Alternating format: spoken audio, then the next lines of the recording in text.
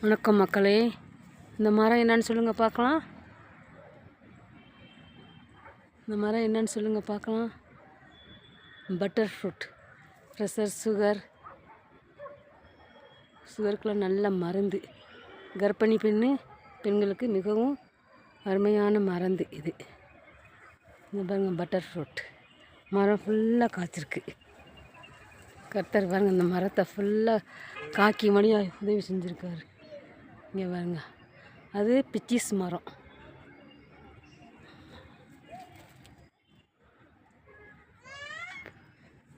உங்களுக்கு இந்த பழம் பிடிக்குமா? கொடைக்கானலுக்கு வாருங்கள், நாங்கள் வாங்கித்தரோம்.